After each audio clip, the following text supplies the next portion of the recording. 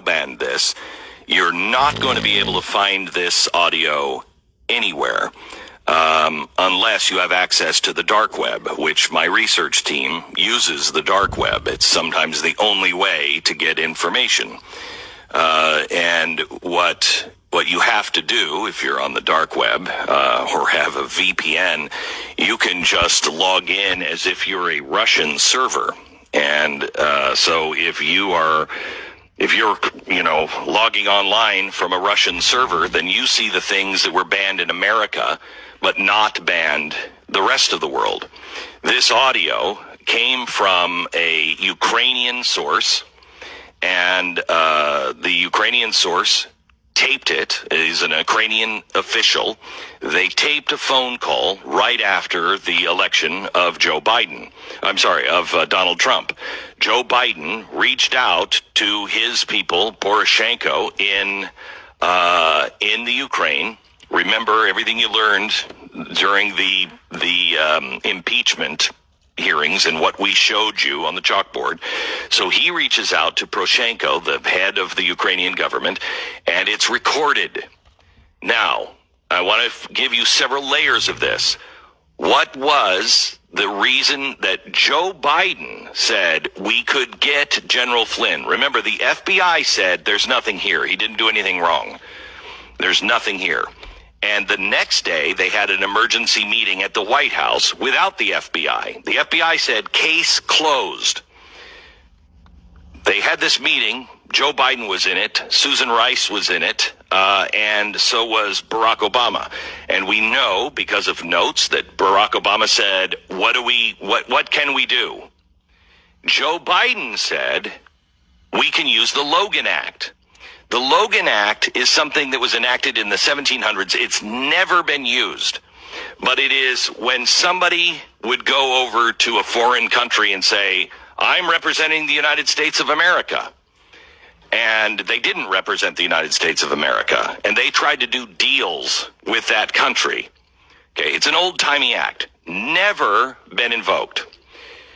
Until Joe Biden said, we can get General Flynn. So they did. That's what they got General Flynn on. And the reason why is because he said, look, don't do anything crazy. We're coming into office to Russia. We're coming into office. And just please don't retaliate on anything this administration has done. It's a new administration, and we may be handling things differently. Okay? That was interference from the incoming administration. Now, this is the outgoing administration and the vice president calling the president of Ukraine. Here's cut one. The people they put forward to be part of the transition have to be clear. Stop. You know what? Before we even start this, put it back at the beginning.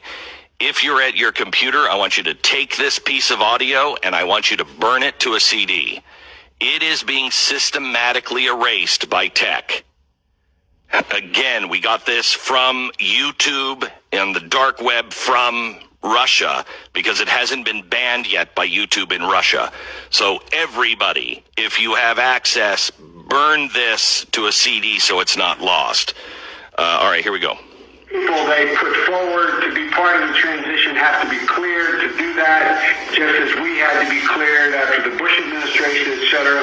They have not done that. They're trying to catch up and do it now since they fired the guy who headed up the transition just last week. The reason I bother to tell you that is I have been somewhat limited on what I'm able to tell their team about Ukraine. The truth of the matter is the incoming administration doesn't know a great deal about the situation. So we know that the situation with Ukraine was dirty. We know that the Obama administration was doing stuff kind of off the books, a little wink, wink, nod, nod in Ukraine. What he's saying here is, I can't tell you because I'm limited. What I can tell them, what I can tell you. So he's besmirching the administration, the incoming administration, saying, look, I can't tell you why, but we're not telling them everything. There's some things going on. Well, what were those things going on? A bogus investigation. So we can't really talk to them about it. So they don't know what's been going on in Ukraine. This is a signal for him to say, if he was using plain language, he would just be saying, look, they're not part of what we've been doing, so don't say anything to them about that. Okay? That's what's happening. Now here's part 2 of the phone call. Well, you're awfully generous. I don't plan on going away. I mean, as a private citizen, I plan on staying deeply engaged in the endeavor that you have begun and we have begun. Yeah. At least that's my objective. That's my objective. But if I go beforehand, I'm worried since they don't know enough, they will think I'm trying to game them. They will think I am trying to put them in a corner. They will question my motive.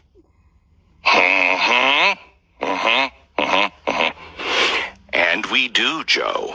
And we do. I want to urge you to look at this, burn it if you can to your hard drive so we know we have it. Again, it is being censored by YouTube, Twitter, and Facebook. They've all shadow banned it. We can tell you why if you go back and you look at a few of the episodes of what was happening with, just look at the episode on Hydra.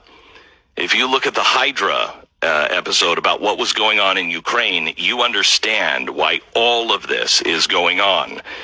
You can get those shows and all of the shows. In fact, the last Wednesday show about the Civil War, the coming Civil War, that has on the screen as we go. I had to move quickly because it's a lot of research in that show. It gives you the titles of all the other shows that we did that are in the archives. So you can watch that and go, okay, I don't understand that. Okay, it's on that show. Go back to the archives and watch that show. The reason why probably this is being censored, since there's no evidence, the heavily edited recordings, they're thinking were stolen or they're entirely fabricated. Okay, well, really? Because we have systems now that can talk about deep fakes, and the hardest deep fake to make is audio. It's not even close yet. Video, it's pretty close. Audio is really, really hard. Now these it's entirely fabricated or it was stolen. These are things that that Twitter and Facebook have put in to stop foreign interference in this year's election.